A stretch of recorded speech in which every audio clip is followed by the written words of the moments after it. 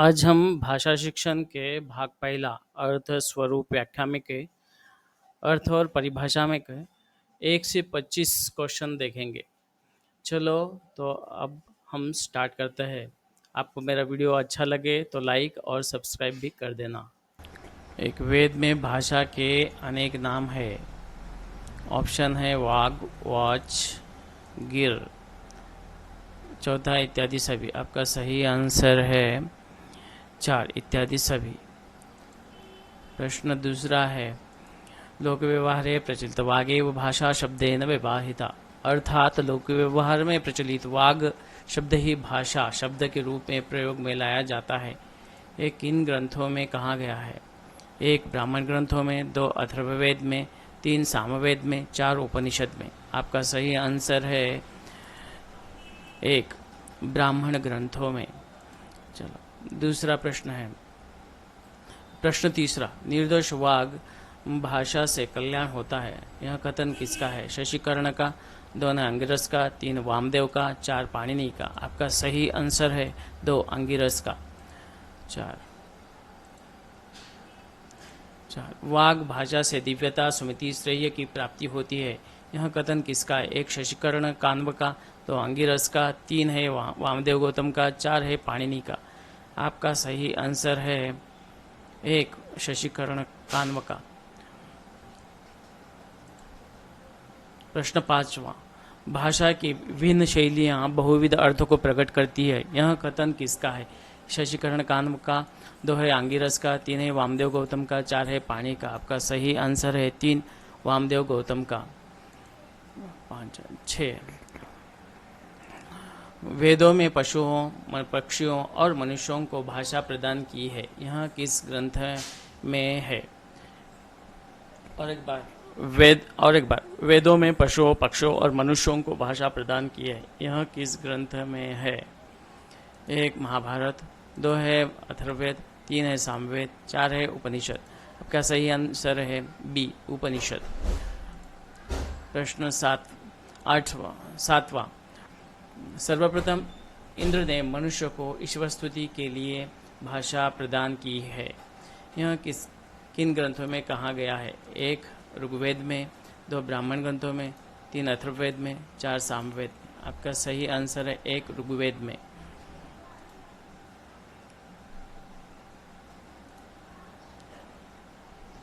प्रश्न 8वां, भाषा से दिव्यता, सुमति और श्रेय की प्राप्ति होती है, यह किसका कथन है?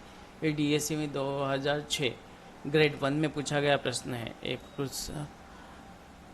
2 अंगिरस, यहाँ थोड़ा गलत गिला है, 2 डॉक्टर भोलानाथ तिवारी, 4 शशिकर्ण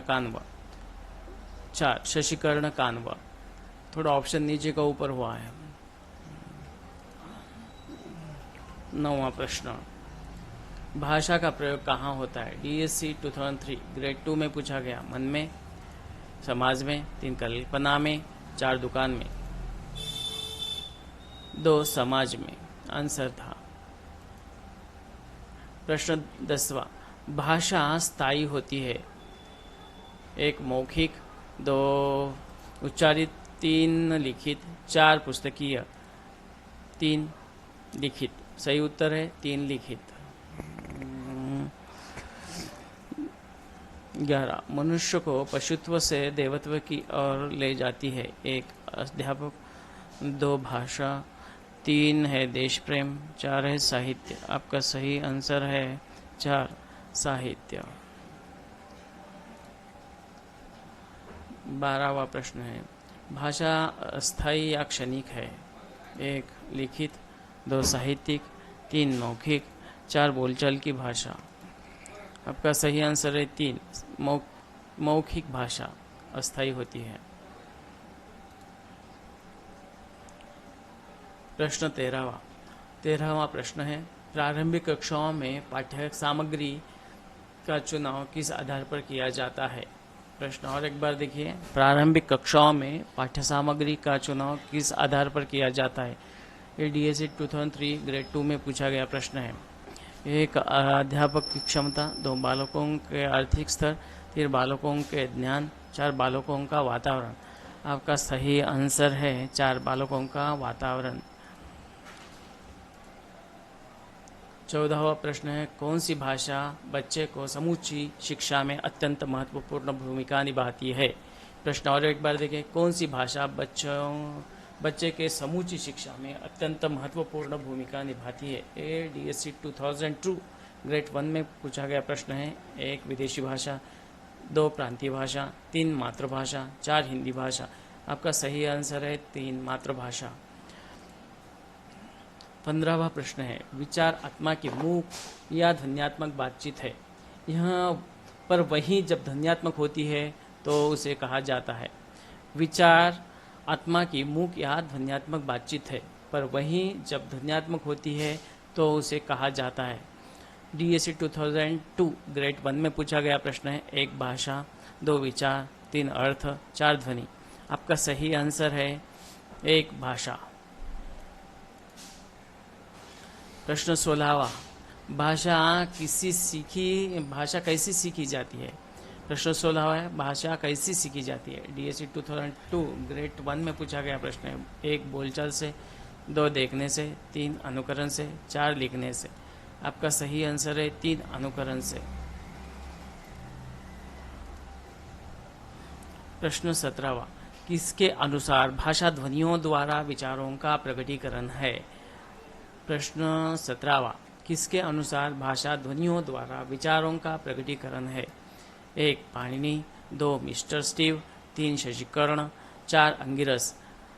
आपका सही आंसर है, सही उत्तर होगा 2 मिस्टर स्टीव।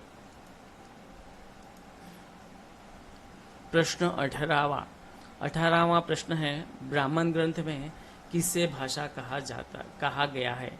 ब्राह्मण ग्रंथ में किसे भाषा कहा गया है। 1 ऑप्शन है, 1 ध्वनियों का रूप, 2 वागेव भाषा, 3 वर्णनात्मक वाक्य, 4 देववाणी। 1 है ध्वनियों का रूप, 2 वागेव भाषा, 3 वर्णनात्मक वाक्य, 4 देववाणी। आपका सही आंसर है 2 वागेव भाषा। प्रश्न 19वां, निर्दोष वाक से कल्याण होता है, यह किसने कहा है। 1 अथर्ववेद में, 2 ऋग्वेद में, 3 अंगिरस ने, 4 वामदेव गौतम ने। आपका सही उत्तर है 3 अंगिरस ने। प्रश्न 20वां, भाषा किस प्रकार के अर्थों में प्रकट कर सकते हैं। भाषा किस प्रकार के अर्थों में प्रकट कर सकते हैं। ऑप्शन 1 है स्थिर, 2 बहुविध, 3 सरल, 4 एकमात्र। आपका सही आंसर है बी बहुविध, 2 बहुविध। प्रश्न 21वां, भाषा के कौन कौन से प्रमुख गुण है। भाषा के कौन कौन से प्रमुख गुण हैं। ऑप्शन है 1 वर्णनात्मक, 2 विचारों का प्रवाह, 3 है मौखिक प्रयोग, 4 है उपरोक्त सभी। 1 वर्णनात्मकता, 2 है विचारों का प्रवाह, 3 मौखिक प्रयोग, 4 है उपरोक्त सभी। आपका सही उत्तर है 4 उपरोक्त सभी। वर्णनात्मक है, विचारों का प्रवाह है, मौखिक प्रयोग है। भाषा में सभी गुण दिखाई देते हैं।